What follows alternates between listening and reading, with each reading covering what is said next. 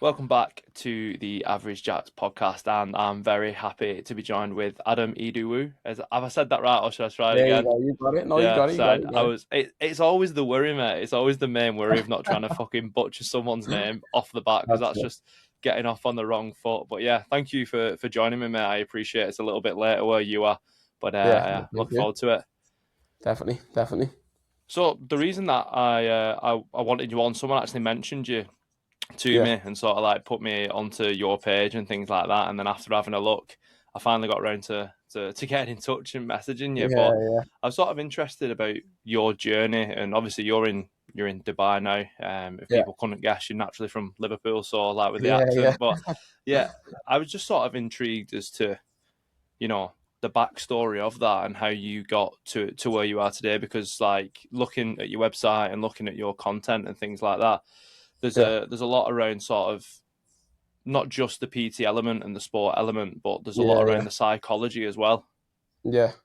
So I was Um. just wondering how that came about. Yeah. So for me, when I was in secondary school, I actually got the opportunity to study psychology. Loads of schools didn't offer it in Liverpool, but my Mm, school fortunately did.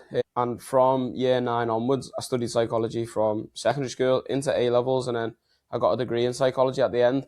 And I've always been fascinated with the mind, but I become really fascinated with the mind when I broke my kneecap. wow. And I become fascinated with how athletes sort of take to injury and what it does to them mentally. Because myself, Mm, I was a wreck. Football was my life. That was the career path I thought I was going to go down to. I thought professional football, this is it. If you asked 18 years old and below, what was you going to do for life?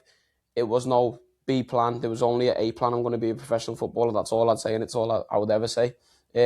So getting injured, breaking my kneecap in half, putting me out for about 18 months was probably some of the most dark times. And it's where my mindset was at its worst. It was rock bottom, and you can only sort of mm. go up from there. So that's when I started reading around discipline, around motivation, around all these psychological sort of key factors as to how top athletes perform. Because I wanted to get back to football. That was my reasoning. Is okay, if I can learn a little bit more about psychology and I can help me actual injury out, then I can get back to the thing doing what I love the most.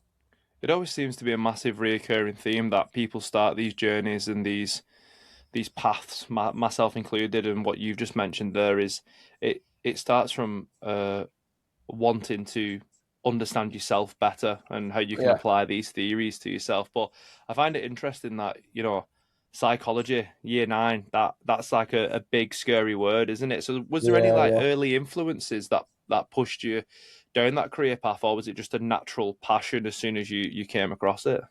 Yeah, it was literally just school. Through doing it in year nine, my psychology teacher, she sat me down, I remember on parents' evening, and she was like, this is you, this is gonna be your career path. Everyone knew in school, like I was very athletic, I always have been. Any sports, I just take to them very quickly. Mm, So table tennis, I was the Merseyside and chess champion for 3 years on the boats. Hadn't lost a well, game of table tennis. Football, again, growing up, being in Liverpool Academy and then coming out of Liverpool Academy, being at Tranmere, always being around your regionals, so me Merseyside, and my Liverpool schoolboys, I was always good at football, things like tennis, anything I sort of put my mind to, I was very good at it. But I never found the same passion or love for anything like football. So mm, when my psychology teacher said to me, like, this is going to be you, I never really believed it. I never took interest to it. I was just the top of the class and I seemed to grasp things a lot faster. Now, with school, I'm not the most intellectual, I'd say, but I do work hard. I always have done. I've had like a very good work rate since being a kid. But psychology was something that I actually didn't have to work hard for. It mm. just came. I'd read about something, we'd do key research or a key study, and then I'd remember it. Not because I wanted to, just because it was sort of innate. And I do believe some people have like, they definitely say, for instance, you good at maths. There's no reason why you're good at maths. You're just good at it. Yeah, it And there's just no clicks, reason why you doesn't might. it? Yeah, yeah. So that was the exact same thing for me in psychology. Things like English, maths, and science, I was terrible at. I had to study. Mm, I had to sit down for extensive period of times, read comprehensive tasks. But psychology was one of them things where one thing and it's cemented in my brain, and then I could spit it out then. And what I like to do is I like to go home and tell my parents, but to tell my mum about it and my sister. I love doing that.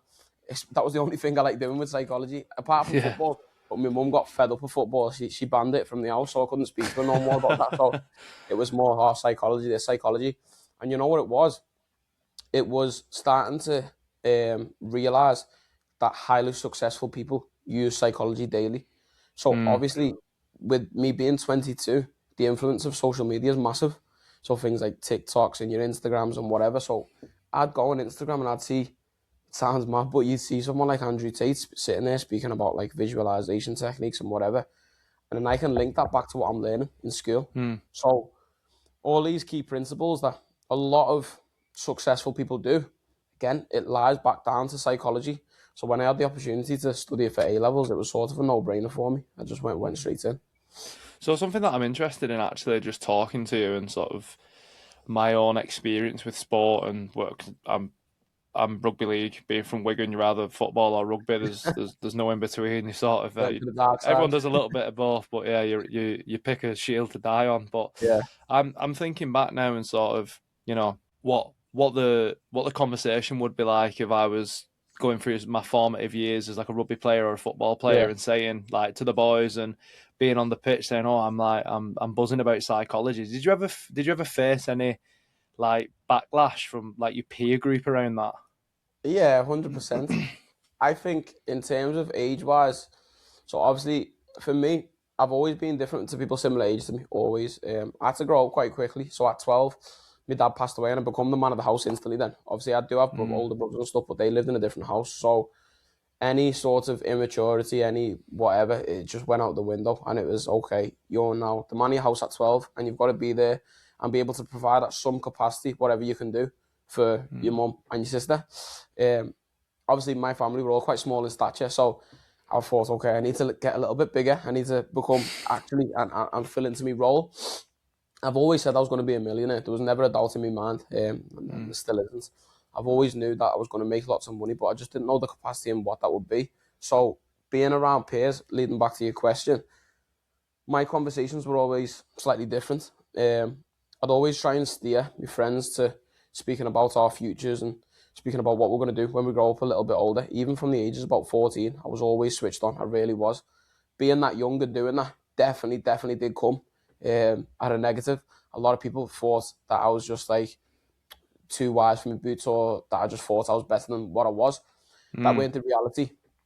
And it's led to a lot of loneliness. That's one thing that people don't realize about me is that I'm a very sociable character. I really am. But the amount of friends that I've lost because of the way that I act, it's a lot. Because when I see my friends staring out on the wrong paths, and look, I've seen loads of friends go selling drugs or doing the wrong things, and I think your environment does shape you. It definitely does. mm, So for me, 100%. from a young age, I've always tried to cut out any of the sorts, and I've been strict on that. So if my friends are going to do bad stuff, okay, that's completely fine. Have the knowledge that you won't be speaking to me. I'll give you an opportunity, of course. I'm not an idiot. I will give you an opportunity to change, and I'll always be there for you as a brother or a friend. But if you're going to continue to go down that path, then for me, there's no real friendship to have because it only takes one bad scenario to change your whole life, and that only takes one bad friend. You see it so much with the youth nowadays, and they go down the wrong path, and sometimes it's just by association. Mm, Unfortunately, bad things happen to good people, and it's not because of things that they've done; it's because of things that the friends have done. And I think that's become a lot more prevalent, especially in the area of Liverpool. Unfortunately, that's one thing that's heavy. I'd say not only just Liverpool, I'd say the UK. It's massive mm. association and who do you chill out with? You chill out with them, boom, and then all of a sudden you're getting in ridiculous fights and whatever for no need. And obviously, as we both know, it only takes one punch, one fall on a curb, and Yeah, that's your life done.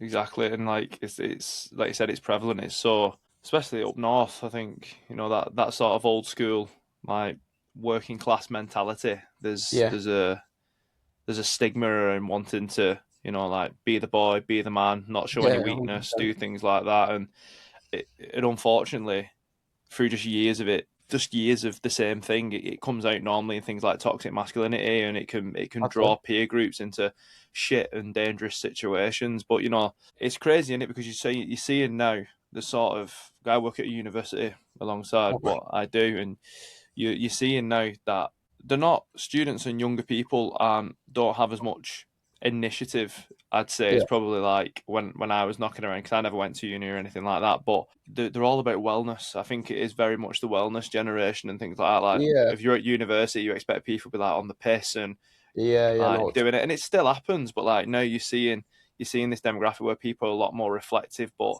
to be at your age, where you're saying like you're 14 and having the ability to self-reflect, I can imagine that it was a double-edged sword, and with Yeah, the positives came a lot of negatives. But I was going to ask you, did you like always believe you'd end up here? But I think another question to that, yeah, it seems no. like reflection and visualization is a big thing that you do in your life. Yeah, 100%. Every single December, I spend time creating. Well, to be fair, this is the first time. Last December, my missus always had a mood board, and you know what I did? I used to take the piss out of it a little bit, laugh and joke about it. But I created a mood board last year, and so far, I'd say about 80% of it's come to fruition. I didn't Mm, understand the power of affirmations until I really started to study it. Every single mm, morning, I'll get up and I'll write lines, not physically. Sometimes I do believe it's really good to pick up a pen and paper, especially with the mm. world that we live in now, where everything's digital. And you're on your phone, you're on your iPad, you're on your tablet. I think sometimes take a break, grab a notebook, and write out what you're going to do. But if I can't and I'm short for time, I'll just do it on my notepad.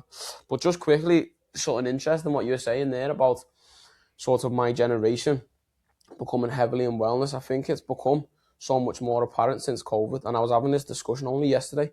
Um, so obviously, with you not being able to leave your house, with you not being able to do anything, a lot of people are quite conscious of themselves and conscious of the weight and whatever. So that's where you're seeing the likes of what's his name, Joe Wick or John Wick, Yeah, not Joe John Wicks. Wick.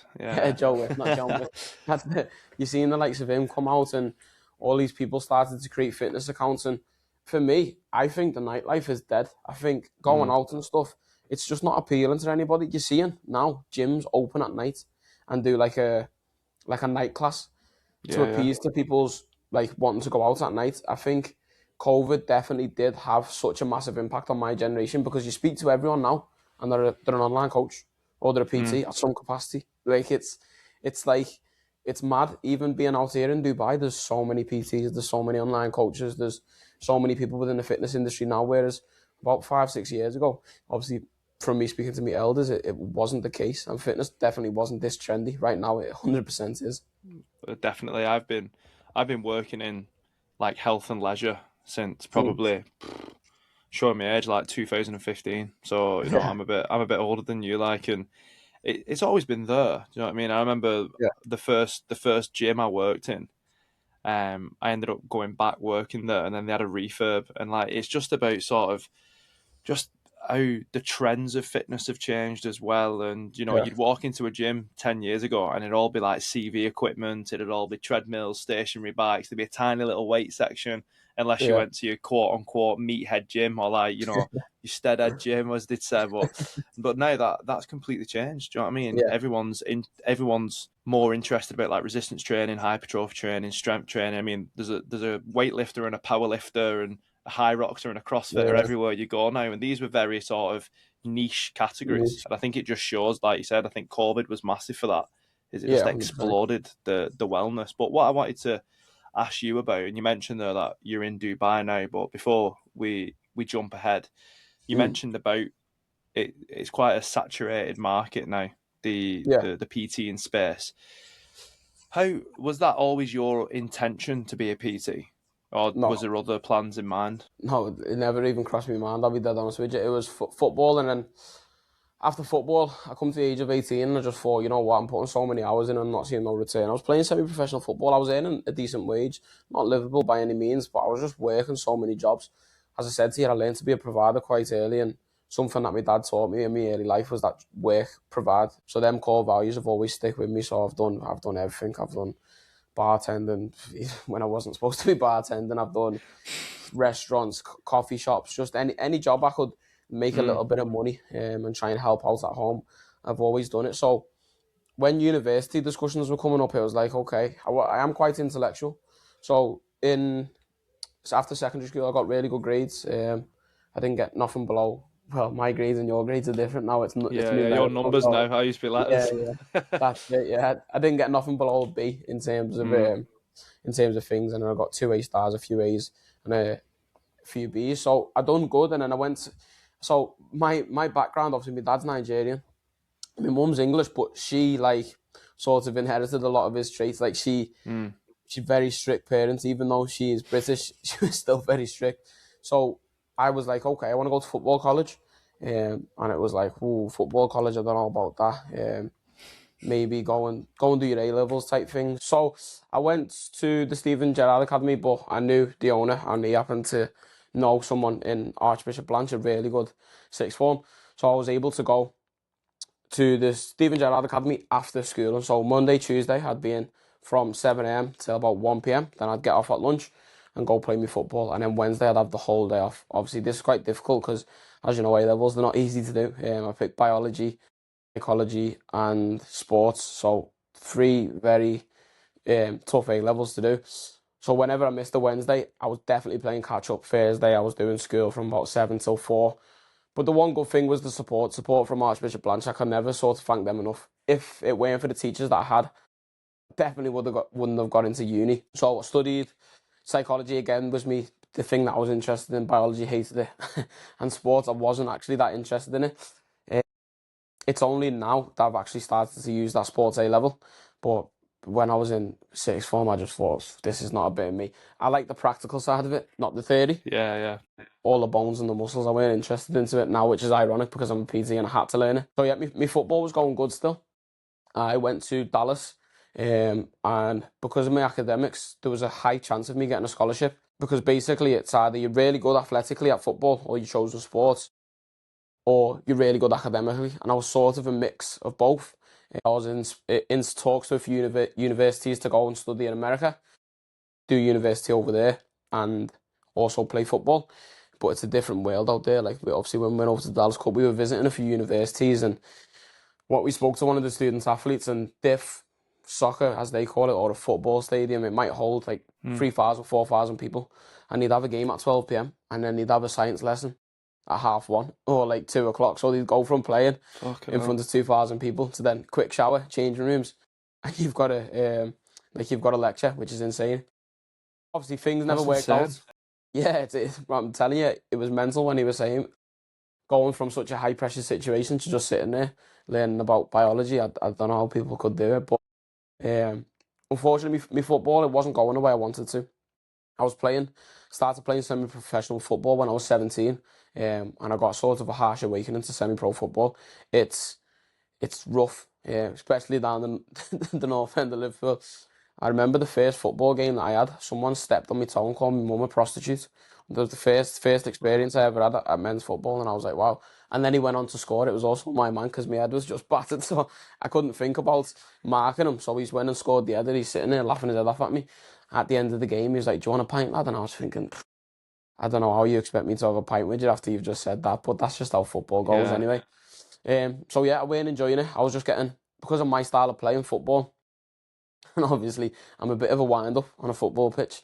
So like I'll go past you and I'll sort of like laugh at you or point at you or just do something like that. So I was constantly getting injured. Probably at my own fault. I was a little bit cocky, I was a little bit young, a little bit arrogant, and I thought I had this swagger about me football. So yeah, everyone was just, the men there, they're like 35, 40, and they're just thinking, I'm not taking this off some 17-year-old bum. Long in the tooth, aren't they? Yeah, that's it. So my mum weren't too pleased with all the injuries I was getting, and it was just like she was just like, okay, it's university time. For me, dad, it was a massive thing for me, dad, for me to go to university. For all of our family to go to university. My brothers, I've got two brothers. They we don't share the same mum, but they're just like brothers to me. They came over to Nigeria not being able to speak basically one word of English, only our native dialect Yoruba, and Mm. from the ages of 18, they've managed me. They both went to university, both got degrees. Then my eldest brother's, he actually done his doctorate, so he completed his masters, done his doctorate, and he became very successful. So my dad's philosophy was sort of, if they can do it without speaking any English, you definitely can do it. So for me, my Yeah. sister and my brother, it was very much academics first as opposed to anything else. Don't worry about football, don't worry about anything. Worry about your school first. So then yeah, it was university, and I'd be lying if I said I went on the interest of me psychology or me sports. It was like, this is something that I've got to do for me parents. No interest of mine. Mm. So when you talked there about almost that not pressure but expectation to go to university, what was like the specific turning point to pursue your own path? Because when you have these expectations and these almost again, pressure's not the right word, but I can't think of Yeah. a better word to explain what I'm trying to get across. Was that a hard moment to almost be like, right, I've done what you want me to do now. I'm following my own track. Yeah, you know what it is with like, so for me, like my mum, she's very much like what you say there, do what you want type thing. But when my dad was alive, like 12 years and below, he was very much like, it's my way. Very much, I had a traditional African upbringing, so it was like, do it this way, and this way is the right way, and you're going to do it that way. And if you don't like it, cry about it. And that was it. So obviously, with him passing, there was still things that I knew that I needed to do. So there was never a chance of me not going to university because I understood that that was something that he would have wanted me to do. Yeah, granted, he would have wanted me to do whatever I wanted in life also, but I don't know, it is just a proud moment, I think, for parents to be able to say, you know what, my child's went to university or something. It's like a badge of honour type thing. So Yeah. yeah, it was always pretty much for them. And every single person in my family, obviously I'm the youngest, they've all went to university. So it was just like, you know what, I might as well. But when I was in university, I've got an amazing relationship with mum. I always explain to her, I don't actually like this. I'll be dead honest, and I won't sit here and lie to you on the podcast. In terms of education, I think I've had the easiest ride ever. So what I mean by that is secondary school. I didn't actually do my GCSEs. I got predicted grades because of COVID. Um, Mm. like obviously I did deserve my grades 100%, but I was also like the teachers loved me and I loved the teachers, so it definitely helped a little bit. Not saying they give me any extra grades, but it definitely helped. And then in terms of A levels, it was reduced content by like a lot. So whereas you might have done A levels, I done A levels, but I sort of knew what was on my paper already. So instead of say you had 15 things to learn, I only had to learn 5 of them. So it took Mm. out the other 10. So again, A levels weren't as bad as they should have been. And then university, the introduction of AI. I'd be Yeah. lying and sitting there saying I didn't use it. I used it all the time. But I think I used it when Mm. everyone else was scared to use it. And I learned how to use it. That was the difference. People were getting caught on AI constantly. And getting kicked off the course. I used AI for every single one of my topics. 100% I used it. But I used it in like a better way. So I didn't copy and paste it. I didn't do whatever. I had ChatGPT Premium. I was paying £20 a month for that. Then I had the Grammarly extension, the highest one. So I was paying £20 a month for that. And then I had this AI detector. So I was paying £20. So I was paying about £60 a month to do these things. But I was still using my own knowledge. But it was just being able to put it across in a better way. Obviously, what you see now is everybody uses AI. A lot of people use it for the wrong reasons and they don't actually do any studying themselves. It's just, oh, I'll just get this off ChatGPT or I'll just get this off Claude.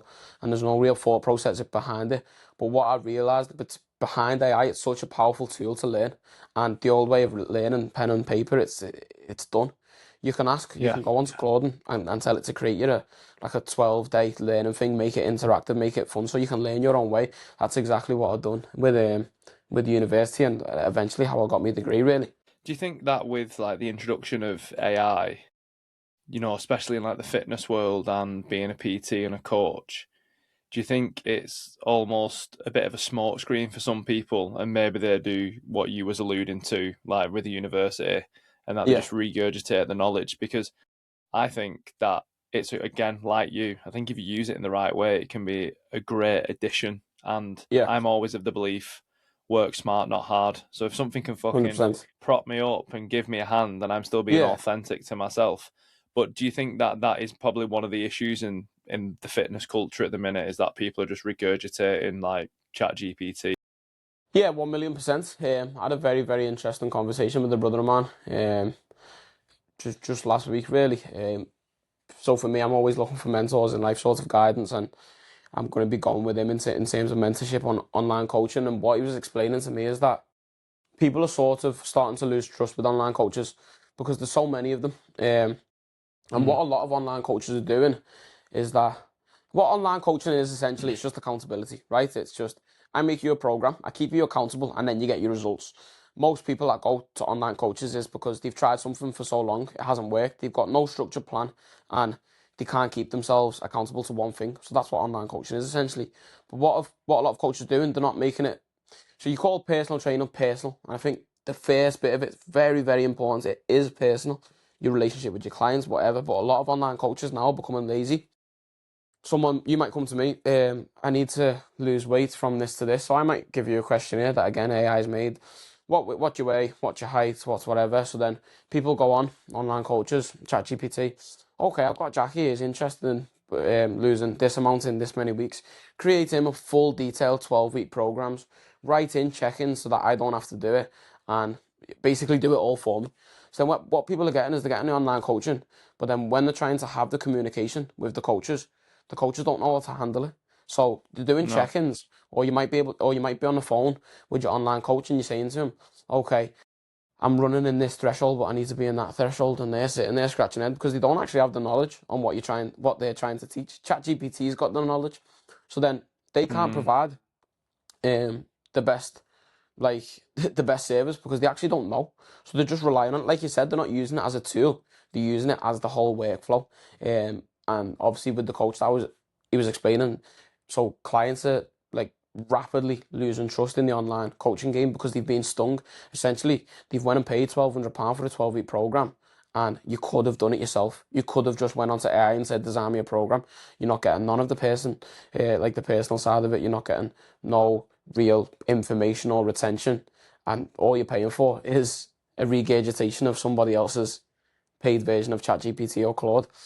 So I think what you're saying there, it's spot on. It's definitely like a smoke and mirrors for a lot of coaches. But I think they will get found out. The more coaches that you see that have a quality service, the higher the amount of clients that they'll get. That's what I found with my online coaching. I'm not struggling to get clients, not through Instagram, not through anything else, but through recommendation, through it being a Mm. trusted process, through results, through people speaking about it, not as, oh, Adam's program's this and no negativity. It's, you know what, he actually cares for the people that he's coaching.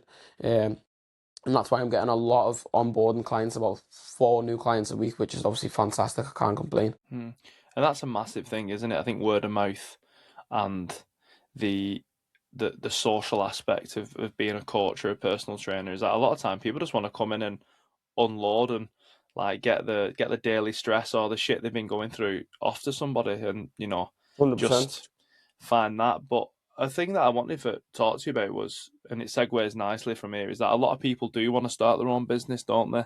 And you're the proof in the pudding. You've sort of took that jump, just thrown, well, not thrown caution to the wind, but you've took the leap, haven't you? You've sort of put faith in yourself, back yourself, and then you've gone to Dubai. What what do you think set you apart, and what do you think normally stops people from taking the steps that you've took? I think what sets me apart is that I've never been afraid to work for other people. I think Mm, that's a big thing. Like people's issue is like, oh, I won't work for other people. I just want to be my own boss and that. And it's very much like you should work for other people, in my opinion. And again, you might disagree or whatever, but you can learn so much from individuals. You really can, especially me being young. Like I resonate heavily with lyrics in rap and stuff. So I've always liked rap music, but one key thing that's always stuck with me, it's a Santan Dave song. I love Santan Dave. I think he's a very good lyricist, and he spoke on one song, and it was about the importance of listening to your elders speaking.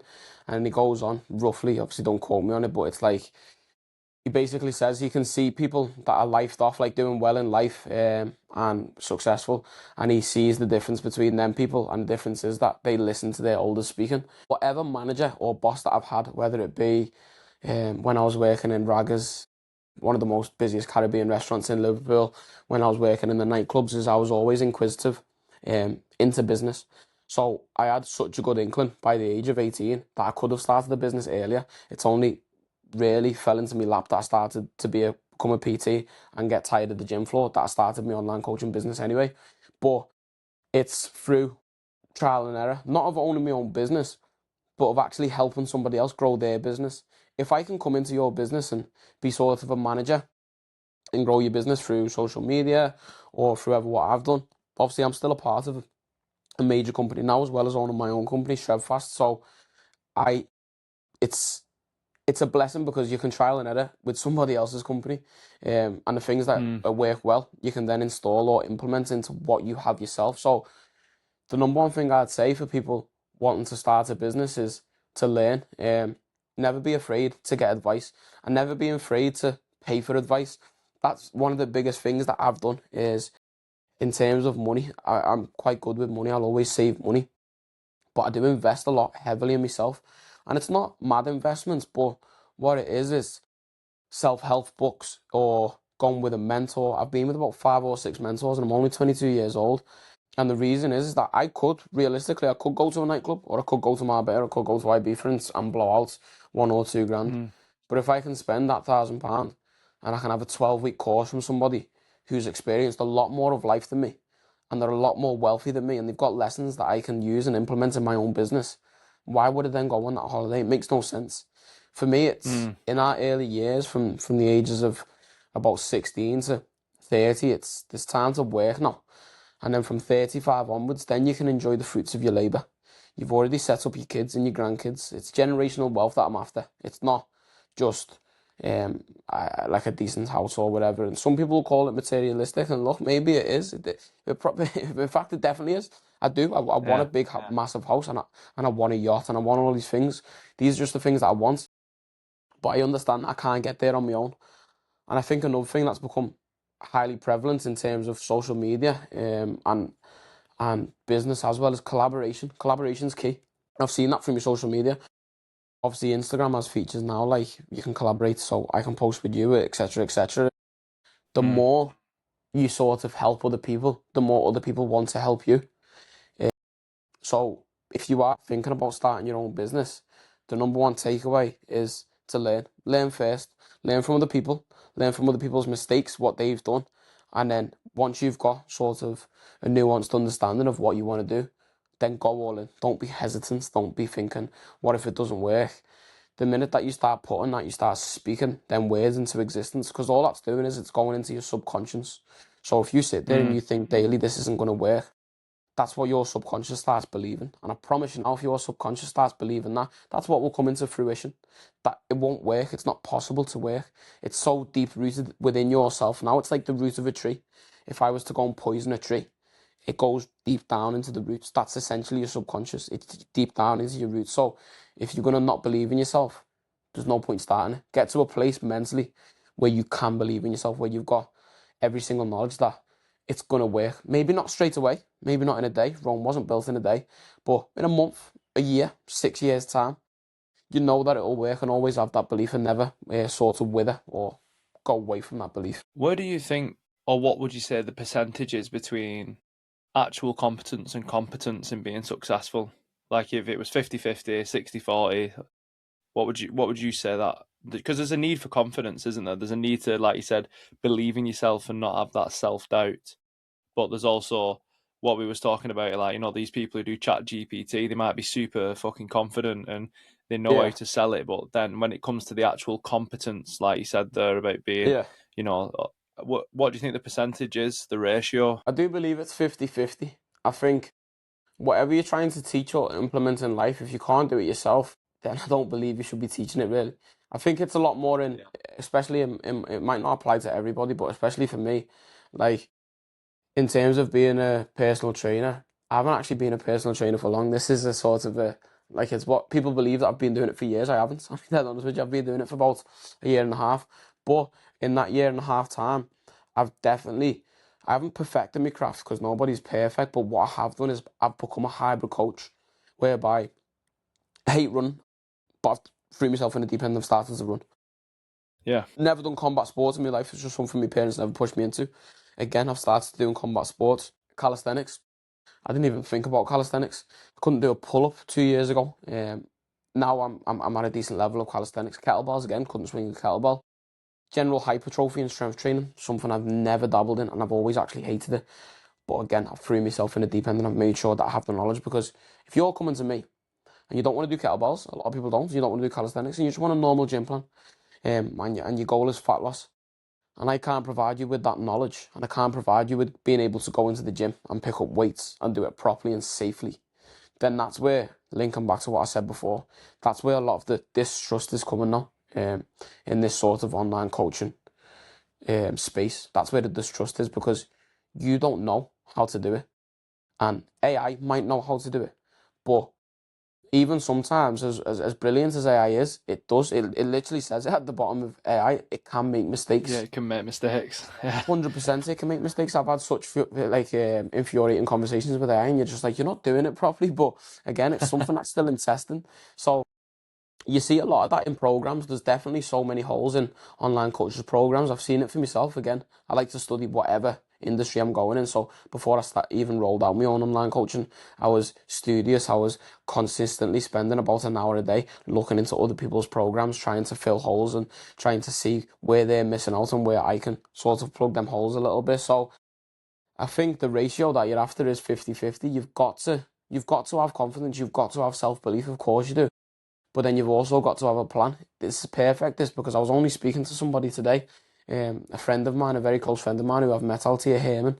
Um, he's the founder of, I think it's one of the biggest run clubs in Europe. It's called Made Running. Um, he's got a very interesting story himself. He come out of prison, but he looked at my phone today and he seen my vision board. Um, and he said to me, he was like, okay, that's sick that you vision board. And he was like, have you got an action plan board? And I was like, no, I've actually never actually heard that before. I've heard of vision board because this is something that, as I said to you before I started last December. But he was like, so then he started to look at my vision board. And he worked with an individual a year ago. He works with, the individual that he works with, sorry, works with top athletes, professional footballers. And it's all good. Say, for instance, I've got a car. I've got a Nissan GTR. That's my dream car. I've always wanted it. Going back to a program, it was called Kit Knight Rider. That's the car that I want. So he was saying it's all good having that, but do you understand how much? Say that's worth 250,000. So if you've got no plan in terms of numerical data of how to get there, then it's just guesswork. You could have that mood board on your thing for 5, 10 years. He said you need a plan to go alongside it. So it's not just like thinking, oh yeah, everything's going to come to me. It's about, okay, everything's going to come to me and this is how I'm going to make it happen.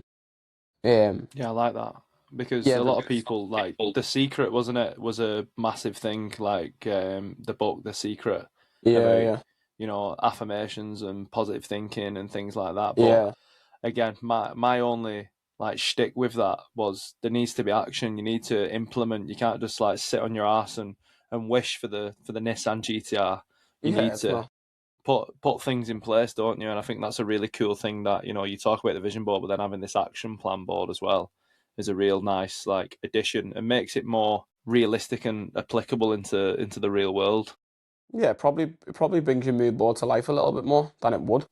More achievable. So when you was so like just thinking about what you've said there, you've talked about like the self investments and the mentoring and how sort of the mindset and the psychology is obviously such a massive part of your life. And when I was looking at your website, I could see about like the 5 phases of real change. Do you want to just jump into that a little bit and explain that to people?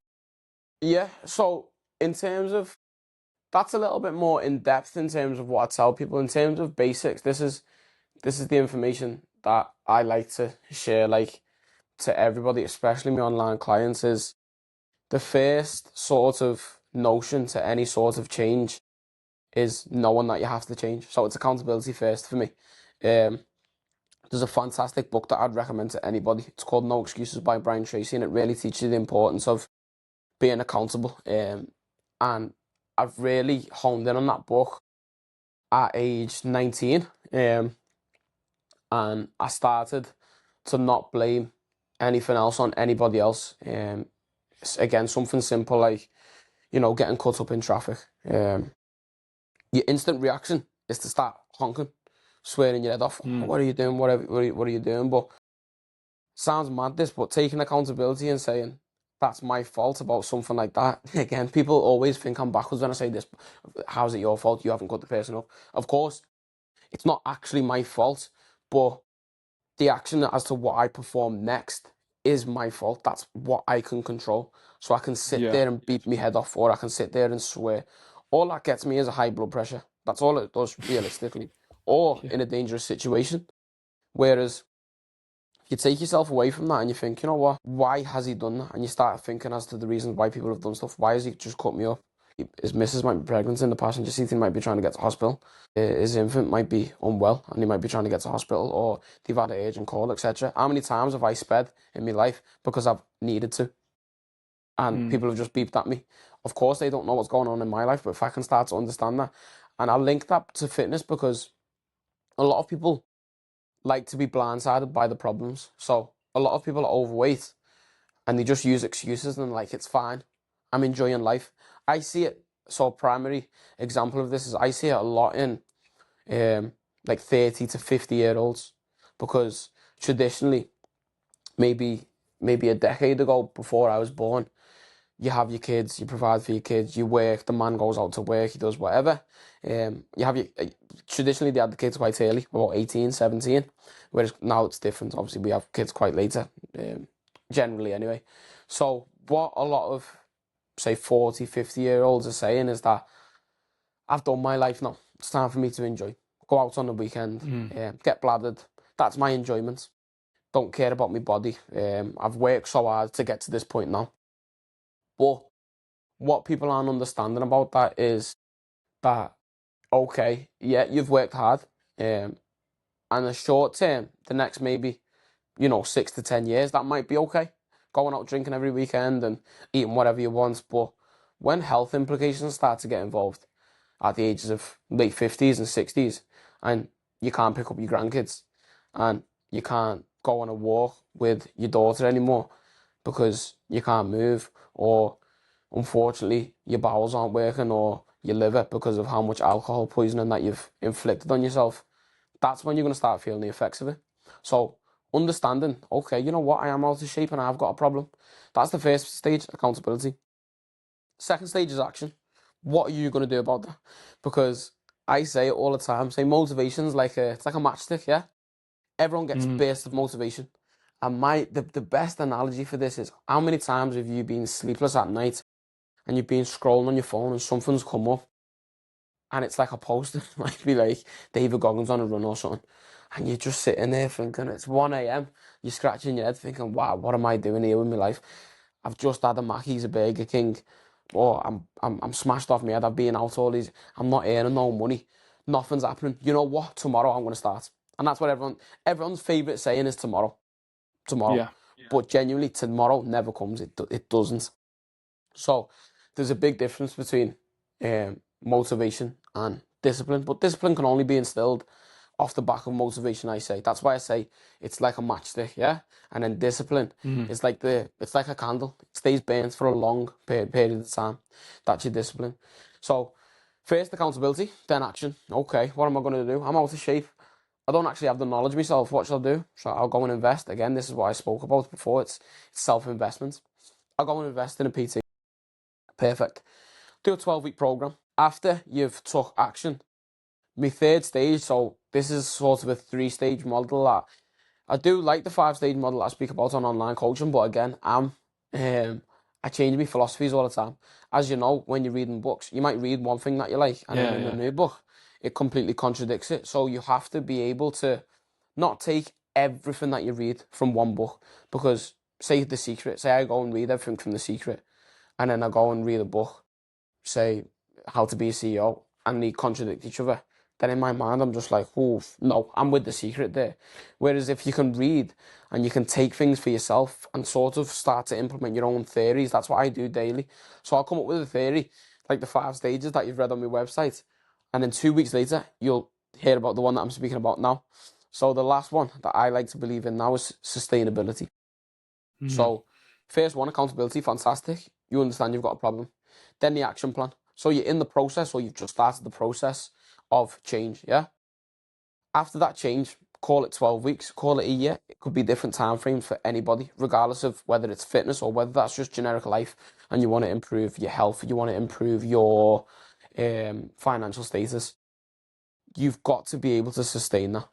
It can't just be a Mm. quick fix. And that's most people's issue, is that you might go to a PT for 12 weeks and then you leave the PT and then you're done then. There's no more fitness, there's no more gym, there's no more eating clean, because you've only used another person there as sort of your everything. You can't do nothing without that person. That's not how change works, or long lasting change. You need to be able to do something on your own. So the way that something becomes sustainable or habits become formed is by repetition. There's no cheat code to it. The only way that I've been able to get a muscle up is by doing pull-ups every day. The only Yeah. way that I've been able to get good at burpees is by doing them every day. So in terms of sustainability, it's performing this action for a prolonged period of time. And I haven't, again, this 30 is not something that's nailed down, cemented. I haven't been able to sort of get a gauge on that time frame. But for me, I think a good indication of anything is quarterly. So if you can do something quarterly, okay, so break the year 12 months into 4 4 4 4. Yeah, if you can withhold something for 4 months, if you can go to the gym for 4 months, you can get up say 5 days a week, and you can do that consistently for 4 months. That's a habit placed. That's a thought, something that you're gonna carry along for um like a long period of time. So there for me, the three sort of key principles now that I'm starting to really hone in on, and I'm starting to teach within my program. So again, I'll just repeat them for you. So you got them. So it's accountability, then it's an action plan, and then it's sustainability after that. Yes, class, mate. And it's a lot of people don't, like you said, they think about getting to the goal and then it's sort of baby out with the bathwater. They've done then. They've I've done the 8 week transform photo shoot. I've got my before, I've got my after. I can That's it. fuck it off now, but that becomes a vicious cycle, and it becomes that cyclical nature of, oh, I'm up here 1 minute and I feel like top of the world, and then I've let it slip back down, and it's that bouncing effect that ends up being more detrimental for people because they're always chasing that high of being there rather than being on that sustained level of, like you said, they've got the action plan, they've got the routine, they've got the habit, and something that when you was talking about investing in yourself and these different, and I completely agree with you about keeping your philosophies almost malleable and not being rigid, because if anything's too rigid, it snaps. We That's need it. fluidity in 100%. life, and we need to be able to move. Because I said this on a podcast a while ago. Six Mm. months ago, I was a different person. I probably don't agree with things that I said as little as 6 months ago, but that's good because that means that I'm progressing or Yeah, you're moving in a evolving. different exactly. That's the best way to put it. So when you look at all the investments you've made into yourself, what would you say the best self investment has been? The best self investments I've made. It wasn't actually something financially. This the best self investment that I've made was joining Shred Fast, Mm, 100%. So in terms of Shred Fast, it was a major turning point in my life. I was at university. I was the first team John Moore's captain, and that's actually how I got my foot into the door.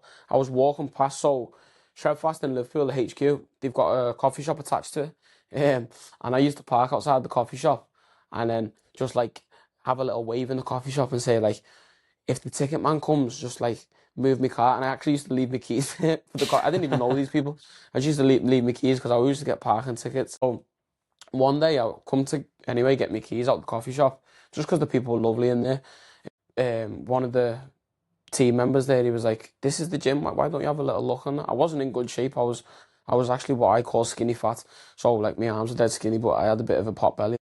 I wasn't indulged in fitness as per se. I was still playing football, but I wasn't indulged in fitness. So I had a look around the gym anyway, and he asked me, he was like, why do you always park there? I said, I go to university, I play football. He was like, why don't you get the football team in? So very, very quickly, I had quite a good influence in my uni football team. I said to the lads, look, we don't do much fitness. We only train once a week. We're at very much a detriment to other universities because we were in a Russell Group university. It was John Moore's. And then like you had the likes of uni ofs who were mm, training 3 4 times a week. So we were already sort of behind them. So I said, let's do this class. We went in, we done the class, and a high intensity class in a 45-degree room, I'd probably say at that time was the furthest thing that I envisioned in my mind. I just never thought I would have done it. When I'm telling you my form, I've got videos of my first class and all my days. I look like a fish out of water. I was in terrible shape. I was wearing this mad silver chain. I don't know where I got it from. And I was just erratic with everything. My press ups were unbelievably bad. I was getting out of breath. But you know what? I walked away, and a lot of people can't describe it until they've done it, and they call it the Shred Fast high. And I've never understood it, and I used to think that it was cringe. But I understood it on my first session. I went away with such high spirits, and I couldn't sleep, genuinely couldn't sleep. And I was just thinking about this session, and it was just like a community environment, all the lads from football, 40 lads, all putting a graft in, getting 1% better, not even 1%, it might even be 0.1% better, but we were all in it together. We've done a fantastic workout, and even so, the instructor that took the class, Carl Spellman, his energy was infectious, and he sort of come from a similar background to me in terms of he was going down a professional football route, and then never got his contract, whatever, and then turned to the route of fitness. And obviously, I had mutual friends with him. On the same night that I'd done that class, I said, I'm going to become a Shred Fast athlete. And I wrote it down, and I've still got the paper where I said I'm going to become a Shred Fast athlete. On the same night where I'd done my first session. So then what I'd done, that was in November, I think. In December, I decided, you know what, I want to, using psychology and using the books, that because I was still reading at that point, I'd never actually challenged myself, if I'm completely honest. I've always stayed in my comfort zone from that point. So I thought, I need to do something extremely difficult to get myself out of my comfort zone. I think I was sort of in a world of procrastination, if I'm completely honest with you. I had such spurts of motivation, and mine always came at late night. That's why I used that sort of analogy before. I feel it. I know what you're saying. I'm the exact same. It always came at night, and I was just like, Adam, what the fuck are you doing? With your life, come on, sort it out and that. So I made this decision late November that I'm going to do 30 days straight to Shred Fast. I was coming up to my first ever long holiday, long haul holiday on my own with my missus. I was taking her to the Dominican Republic, and I wasn't happy with the shape that I was in. So I said, okay, I'm going to do 30 days of this Shred Fast stuff. That day, to answer your question, was the best investment that I've made. That 30-day decision to go and do a Shred Fast every single day, which is possibly one of the toughest workouts there is on the planet, 100%. There's no doubt. It's such a mental battle in there. I like to call it the trenches, and it really is. And it doesn't matter what experience of fitness that you've got. That 45, 60 minutes, however long you do, when you're on your own and there's no one coming to save you, you've just got to do it yourself. To do that for 30 days straight, it changed me as a person. I'd definitely say that. It makes sense because you're just in the, like I said, in the trenches of your own mind, aren't you? You have to, I think that's why community things like Shred Fast, High Rocks, CrossFit, these community-based fitness groups are so popular and so infectious because, you actually start feeling accountable to the coaches, to the community. Yeah, And definitely. when you go to the gym on your own, there's only you. And I filmed another podcast today, and I was talking to Scott, the gentleman that I had on, and he was talking about the internal voice, the internal enemy. And it's very easy when you wake up in the morning and you said, "Oh, I'm going to go for a run today," and it's pissing down and it's warm, and your Yeah. missus is in bed with you. That internal voice will be like, "Who's listening? Who's Yeah. watching? Who cares?" But the standards that you need to hold to yourself is that I fucking care. I'm the one who should care, even if no one else is watching me. And I feel like when you're in the trenches of a workout like Shred Fast, like fucking a CrossFit WOD, like you have to start thinking, actually, I'm doing this for me. But it Yeah. does help a little bit when you're in that community, doesn't it? And it gives you that fire. 100%. Yeah, it's an infectious energy, and I think at Shred Fast, that's what we've curated, I think, better than anybody else. When I first started Shred Fast, I'd actually say it was a little bit different. It was very much like trench work. That's what it was. It was like, oof, everyone's in there in the trenches and stuff. But I think naturally, as fitness has shifted, I think what Shred Fast does first is it shifts before everything else does. And Mm. of course, you know what, like CrossFits and everything, they definitely do. You can't deny it. It's a fantastic energy, but I can't quite explain to this day, and a lot of people do ask me this question: what's the difference between the energy of a Shred Fast workout and the energy of that workout? And I'll be sitting here lying to you if I could tell you, but it's just infectious and it's a long-lasting feeling. It's not 60 minutes; it's a whole day, and it's sort of like, I want to go back again.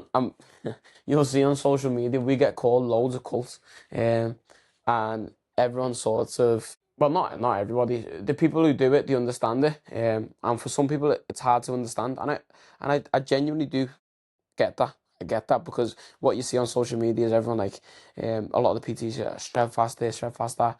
But the reason why we're doing that, it's not because we're held at gunpoint. It's because Yeah. we understand that this philosophy, this methodology that's being created has the potential to change every single person's life, genuinely.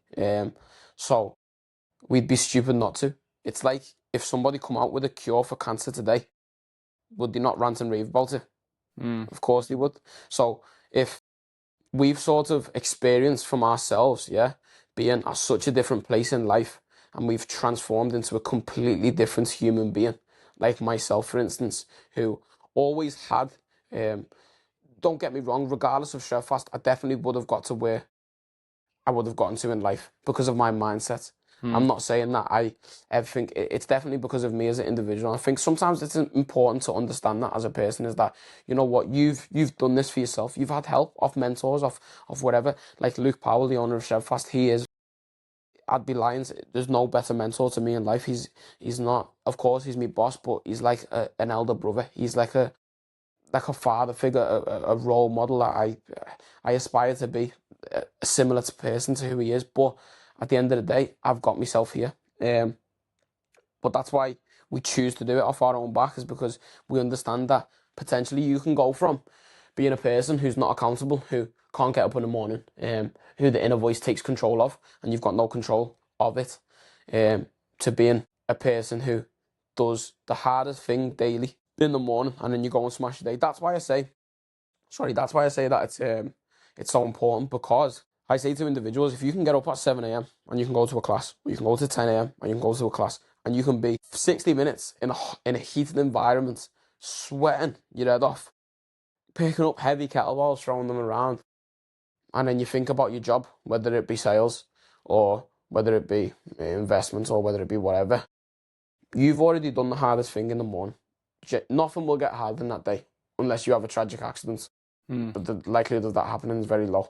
So, say for instance, you sell and you're trying to sell a house, yeah, all of a sudden, selling a house becomes so much easier. Even rejection at itself or failure becomes easier, because you would have failed in that workout at least 20 times, at least Mm. 20 times. But what you're learning there is it's okay to fail, because I can get back up and I can do it again. So you go to sell that house that you've been assigned to and you fail. Okay, fail fast. That's what I say. Fail fast. The faster you fail, the better it is, because the more you're learning.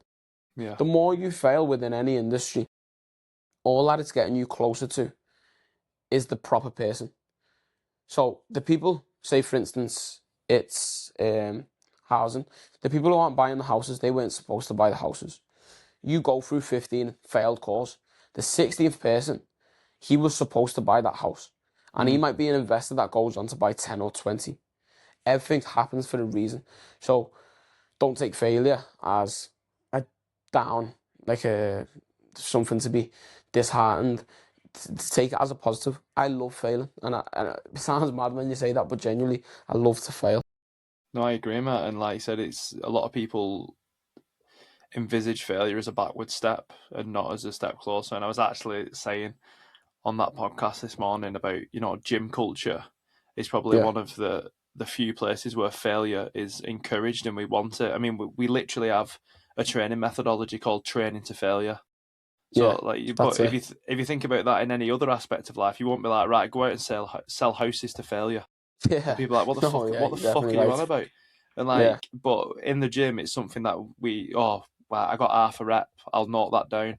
Next week, I'm going to get that full rep. But actually, I'm half a rep further than where I was. So that's progress. But, like you said, if you was to fail them first 5 houses, people wouldn't see that as progress because they'd probably just yeah, end up giving up and being like, oh, actually, what I've done is because I've been in that battle and I've had to learn how to become a better salesperson because of these failures. And now next time I do it, instead of 16 people, I do it in 10. Oh, well, that's because of them skills that I've developed with them other 15 people. So yeah, I think failure is one of them mindsets that, it definitely has its kudos and it definitely needs to be felt more. I think people are scared of it and find it uncomfortable for maybe the wrong reasons. yeah, 100%. So something that I want to ask you before we wrap up is because you've talked about, your philosophies are ever changing. You've got this passion for like mindset and reflection and psychology.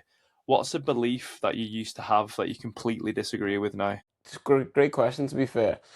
The main one that pops up to mind when you say that is come from a conversation that I was having again with Luke. If you don't know, Luke is the owner of Chef Fast, and we sat down in the coffee shop one time in Coffee Asia, and he was asking me like, what do I want from life and sort of what are my next steps. And as I explained to him, I want financial freedom. I want to retire my mum.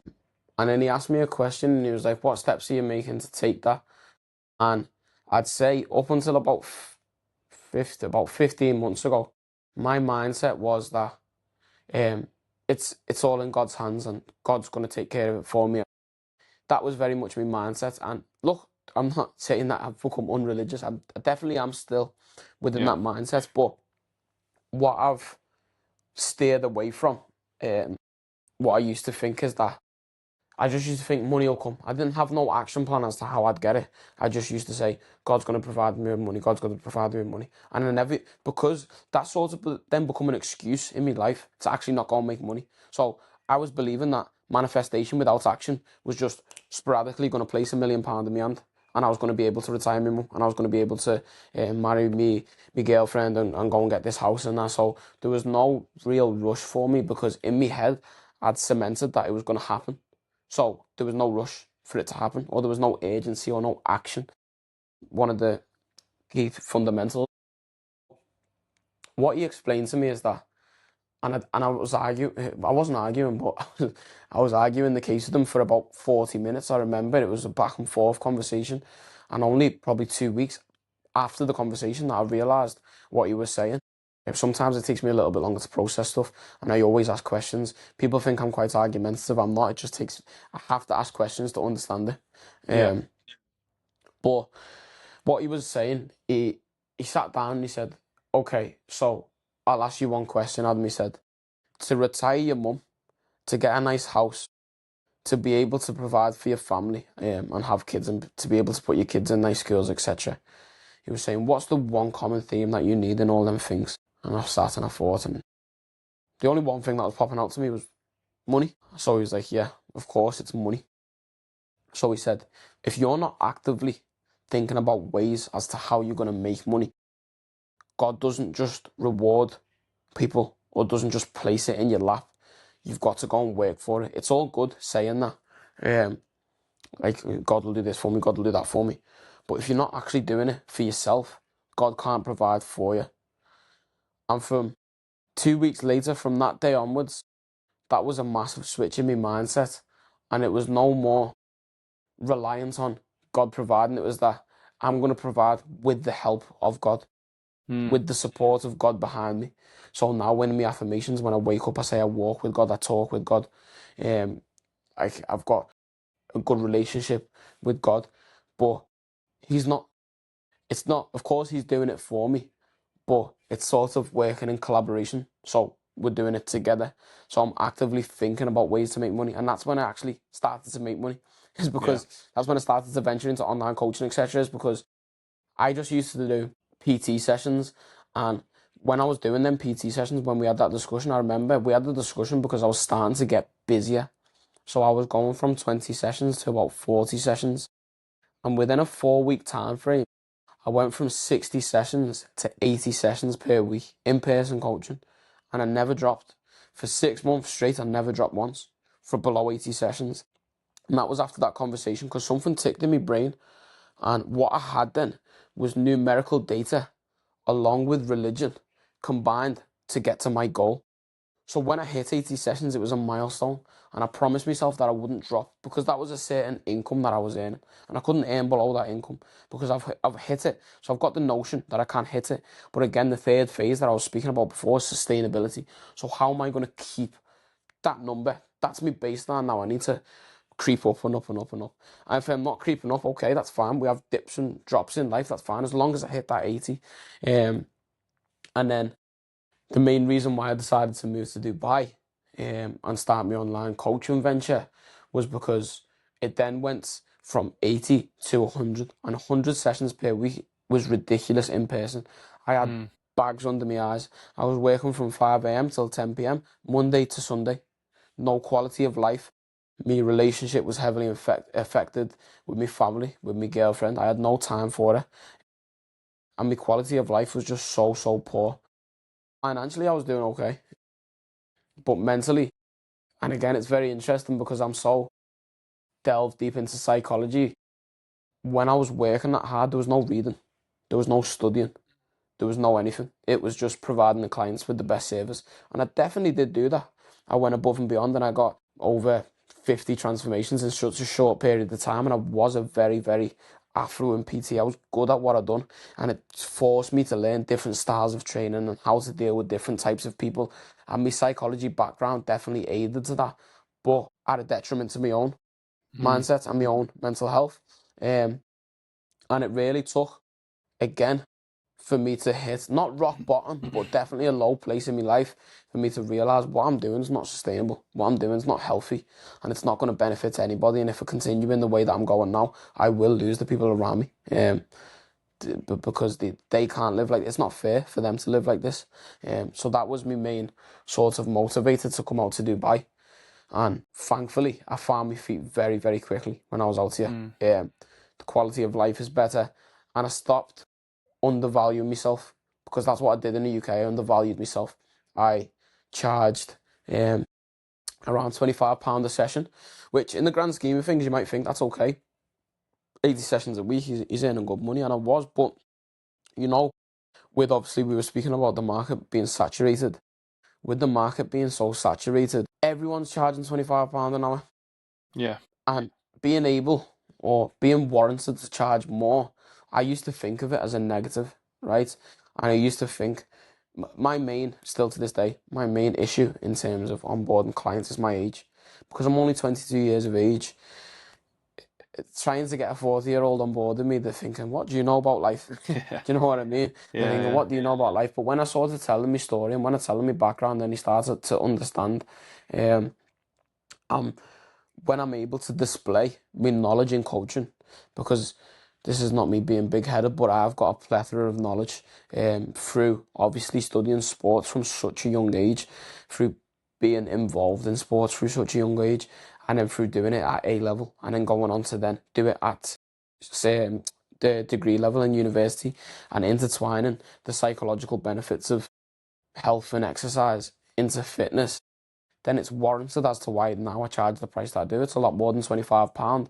But the difference between the UK and Dubai is that people are willing to pay it over here. There's probably Yeah. a small minority of people willing to pay it in the UK, but there's definitely a lot more people willing to pay it over here because, again, just before I go off on a tangent, I do tend to do that. By the way, so if you need to just No, stop me, no, it's just good stop for me. it's good But for listen, mate, and see the insight to it, and it makes the journey more understandable when you get the brain power behind it. It's not just like one yeah, sentences and two sentences. It's a story coming together. So yeah, don't feel bad about explaining where you are. okay, perfect. So when I come up with me highest package of my online coaching, which is the mind and body transformation, at first I was gonna go quite low ticket sale, but then I thought the people that I'm gonna be working with are quite high end with this. Not necessarily all of them, but I'd say a good 85% of them will be quite wealthy individuals because it is expensive, about £500 per month. So at first I was struggling to sell it. And then when I started to be able to package the information and explain to individuals that, look, I might not be as successful as you in life, and I might not have as much life experience as you, and you are definitely more financially well off than me, but what you don't have more than me right now, and this is not me boasting my knowledge or boasting my whatever, is the understanding of psychological principles which can put you in an even better position. So, you are earning money now, you're doing fantastic. You might not be in the best shape, or you might be striving to make more. What I can put in place for you is not growth strategies in terms of markets or, say, trading, because I don't know about that. That might be your profession. But what I can do for you is to make sure that you're working at 100% of your capacity all the time by the structures and the implementations of these psychological features or workshops that I'm going to implant or embed in your day-to-day think or your day-to-day speak. A lot of successful people, they have such bad relationships with their own with their own mental psyche. Just like I explained to you before, when I was doing 100 sessions a week, a lot of successful people get ingrained in working so many hours or doing so many things, and they're constantly on the phone and they never have a break, and the relationship with themselves is terrible. So I call it the triad, yeah? The relationship between nutrition, your physical performance, and then your psychological well-being. If you can get all three of them on smash, you'll become a lot more successful. So the key elements that I focus on, again, is your physical performance, what you're doing in the gym, etc. I've got a very good knowledge on that. Your psychological performance, which comes first before anything else, by the way. How well your psyche is, how well you're thinking, what do you think about yourself? Do you have good self-belief? Do you believe that you can go higher in life? Your confidence, etc. And then your last one, your nutrition, because the way that you're sleeping and the way that you're eating, again, it's so important. So that triad, getting that triad sort of fixed in your life for me, that's where I'm starting to see real effects. And of launching my 2 programs on online coaching, the results I'm seeing, or when I get feedback, from me mind and body transformation, I only offer 3 months, 12 weeks. But from the, I think, 8 or 9 people that I've had on that, it's 100% retention rate after 3 months. So they've continued to go along anyway, when there's no more sort of course to be had.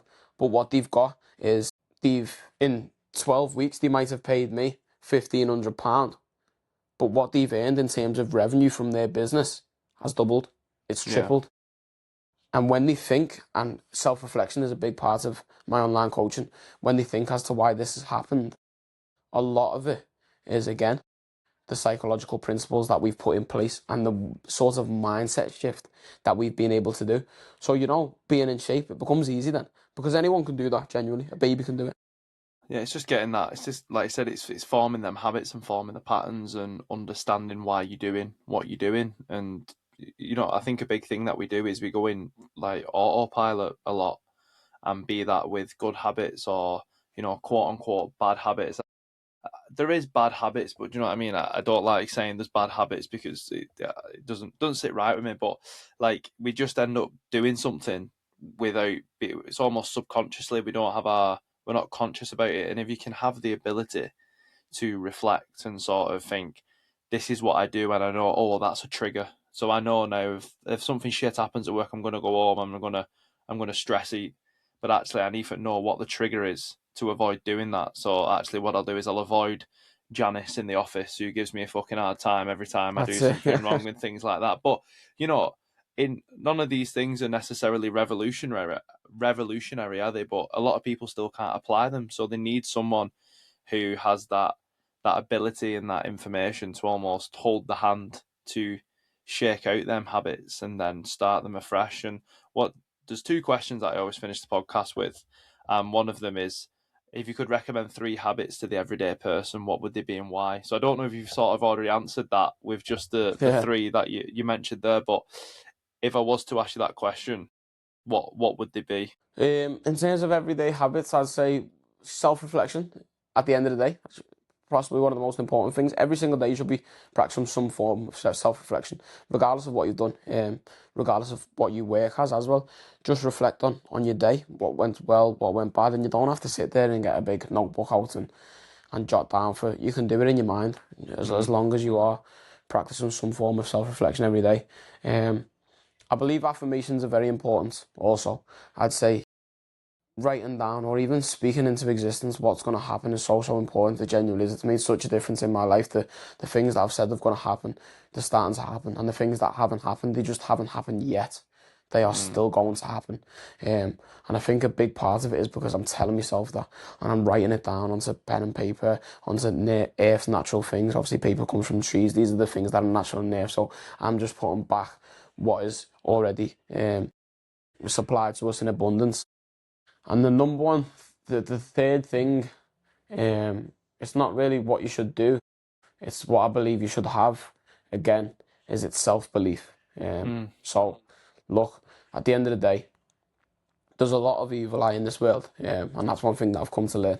There's a lot of people secretly in your circle, maybe wishing you well in front of you, but behind your back they don't particularly wish you well. As long as you've got the knowledge that you can do something, anything's possible. Don't let anybody tell you that you can't do something.